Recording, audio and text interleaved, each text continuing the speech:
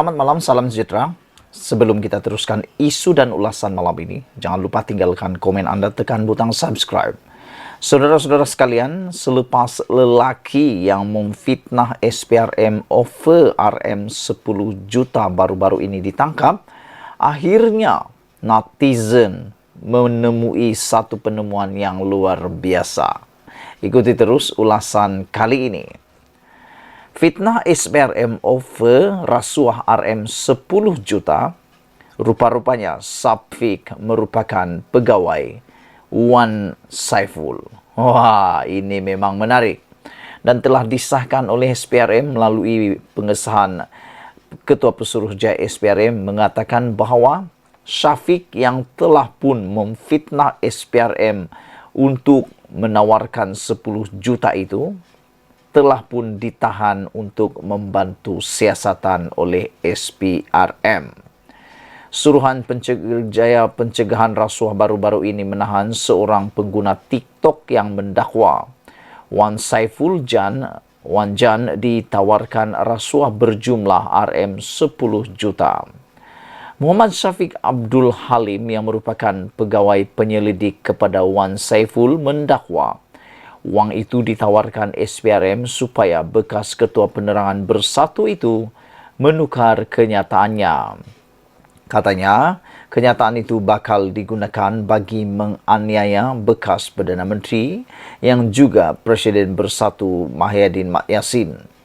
Terlanjur berbicara, Syafiq kemudian tampil membuat permohonan maaf melalui sebuah hantaran di akaun Facebooknya miliknya. Menurut Syafiq, dia terlepas cakap mengenai kabar anginnya di mahkamah dan turut menuduh pihak lain cuba memanipulasi kenyataannya. Walaupun sudah meminta maaf, kenyataan Syafiq itu secara tidak langsung telah merosakkan reputasi serta integriti SPRM. Dia datang ke pejabat setelah dapat arahan kita dan kemudian ditangkap di pejabat SPRM pada 22 Februari pada jam 3.30 petang. Video ini tidak boleh dipadamkan. Benda atau video ini tidak boleh dipadamkan. Mana-mana dan rata-rata pun masih lagi mempercayai wujudnya perkara ini, kata Pesuruhjaya SPRM Azam Baki. Wan Saiful sebelum ini mengaku tidak bersalah atas tuduhan meminta dan menerima rasuah daripada syarikat yang menerima kontrak projek Jana Wibawa. Beliau kemudian secara rasmi telah meletakkan jawatan sebagai Ketua Penerangan Parti Bersatu Malaysia Bersatu. Saudara, dipetik dari negara merdeka, akhirnya netizen menemui pemfitnah kepada SPRM yang mengatakan offer rasuah RM 10 juta. Syafiq rupa-rupanya ialah pegawai Wan Saiful Wan Jan. Jadi dalam beberapa komen daripada netizen, mereka kata, itulah hati-hati berkata-kata, kata mereka. Apabila Syafiq secara sukarela telah pun mengakui beliau terlepas cakap mengenai kabar angin di mahkamah dan turut menuduh pihak lain cuba memanipulasi kenyataannya.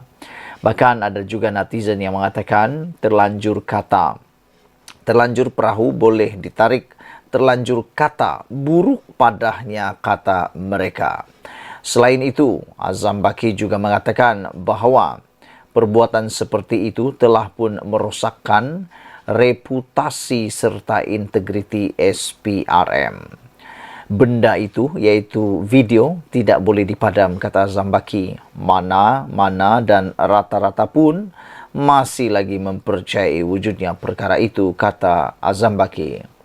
Saudara, ikuti terus ulasan lepas ini, tapi sebelum itu, tinggalkan dulu komen Anda tentang penemuan daripada netizen ini, iaitu fitnah SPRM over rasuah RM 10 juta, Syafiq rupa-rupanya pegawai Wan Saiful. Ikuti terus ulasan selepas ini. Ketirisan RM 10 bilion subsidi diesel, Kementerian Perdagangan Dalam Negeri sedia kerjasama siasatan SPRM dan PDRM. Wow, semalam yang paling hangat diperkatakan dalam media sosial ialah melibatkan pendedahan Anwar Ibrahim dalam pembentangan bajet 2023. Apabila Anwar Ibrahim kata, hampir RM10 bilion subsidi diesel pada tahun lepas berlaku ketirisan. Isu ketirisan itu. Wah, sehingga hari ini timbul dan muncul Kementerian Perdagangan Dalam Negeri dan Kos Sara Hidup KPDN sedia bekerjasama dengan Suruhanjaya Pencegahan Rasuah Malaysia SPRM atau PDRM bagi menjalankan siasatan sewajarnya. Berhubung isu ketirisan subsidi diesel hampir RM10 bilion itu. Yang menjadi pertanyaan kita ialah bagaimana berlaku isu ini? Bagaimana duit yang begitu banyak RM10 bilion ini boleh berlaku ketirisan?